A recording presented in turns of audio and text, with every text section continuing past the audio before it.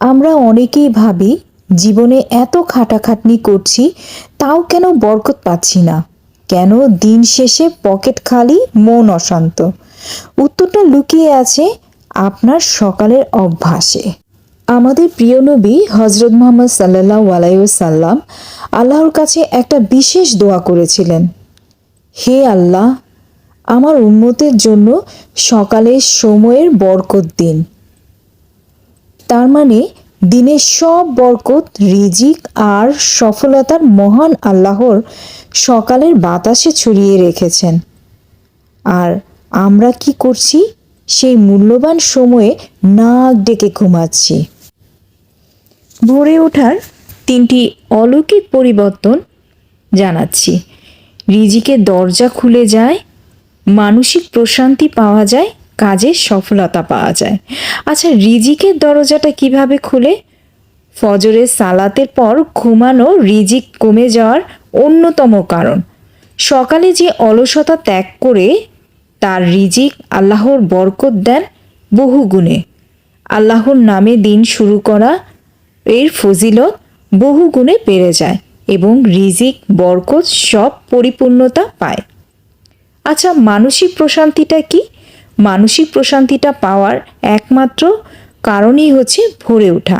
ভোরের শান্ত পরিবেশ আপনার মনের সব বিষণ্ণতা আর ডিপ্রেশন দূর করে দিবে।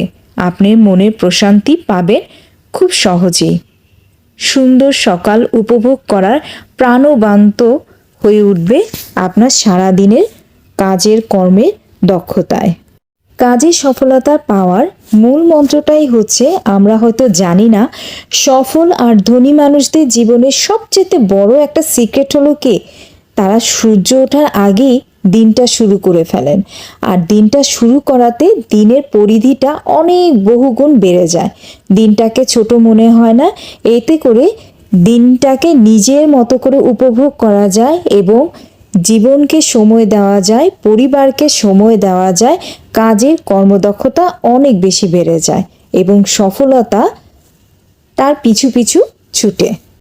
ছোটবেলা থেকে আমাদের পরিবারের বড়দের কাছ থেকে শুনে এসেছি, যত বেশি ঘুম আসবো তত বেশি ঘুম পাবে, যত বেশি খাবো তত বেশি খেতে ইচ্ছে করবে, আর যত বেশি পড়াশোনা করব তত বেশি পড়াশোনা করতে ইচ্ছে করবে। অর্থাৎ যেই কাজটাই আমরা করব না কেন, সেই কাজটার আগ্রহ, অনুপ্রেরণা সবই বেড়ে যাবে।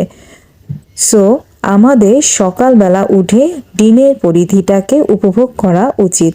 এতে করে আল্লাহর রহমত, ফজিলত সবই আমরা পেয়ে যাব। যদি মনে হয় কথাগুলো আপনার অনেক প্রিয় মানুষের জানা উচিত, তবে শেয়ার করে তাকেও জাগিয়ে দিন। আর জীবনে সুন্দর একটা সময়, সুন্দর একটা পদক্ষেপ নিতে আগ্রহী করুন। আল্লাহ হাফেজ।